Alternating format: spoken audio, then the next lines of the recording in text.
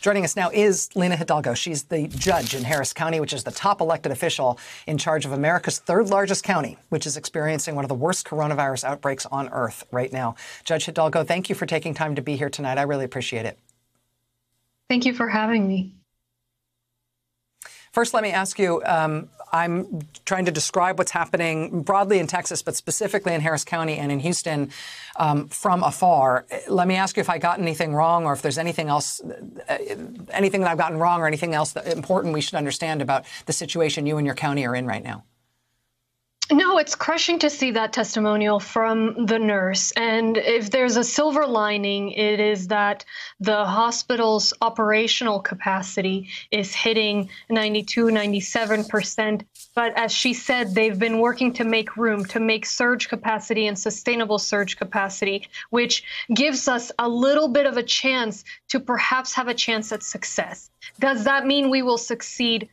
Who knows? And certainly not without severe action on the part of the community. But the reality of it is we've been watching these hospitalization trends. This is no surprise. If you increase close contact to such a degree as has been happening here, you're going to have more hospitalizations. And the projections show that we would run out of all beds anywhere between the next 10 and 40 days. And now we know that it takes about 3 weeks to flatten a curve with the most severe restrictions.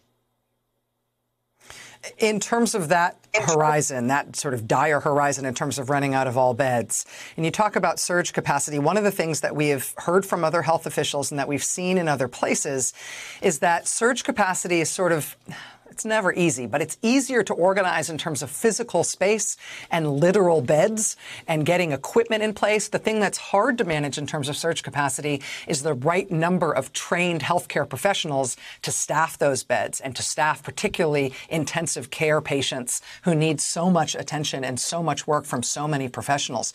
Are you at all worried about healthcare staffing levels as Houston looks toward and Harris County looks toward moving into an intensive care surge capacity kind of situation? Absolutely. There's a reason those beds are not permanent. And you have to look at the beds, the staff, the PPE. So, we're standing up. We have a medical shelter ready to go as well to supplement the need if it came down to that. But that's not where we need to be. The idea is not to have such disregard for human life as to say, let's just wait until we get to the very edge and fill that capacity. For one, it's not sustainable. But also, this is the community you have to remember during Harvey, where neighbors were helping neighbors out of floodwaters, where the concern for human life was overwhelming. And that's what this is. It is an invisible hurricane, so to speak, where your neighbor's home is getting flooded and we need to go and help out. And that's what it takes. Is we are going to need folks to work together. Of course, the issue is while I had the authority to issue restrictions in the past, I no longer do. And so I'm working with the state to try and find a solution quickly. And at worst, I will make sure and be very clear with the community as to what the recommendations are, because we are headed toward a precipice and it may well be too late. If you did have the authority to issue restrictions in Harris County, in Houston, in terms of people's behavior and what should happen, what would you order at this point? What do you think would be necessary in terms of mandatory restrictions? So you have to remember Harris County is Houston and 33 other cities. It's a large area. And we know what doesn't work. That is the status quo. That is the ability for people to go to bars, restaurants, clubs. I've been saying we're at the second highest alert level. We've been on that for a couple of weeks. So I've been asking the community not to do that. But recommendations is just human nature. Folks think and get the sense that life is back to normal.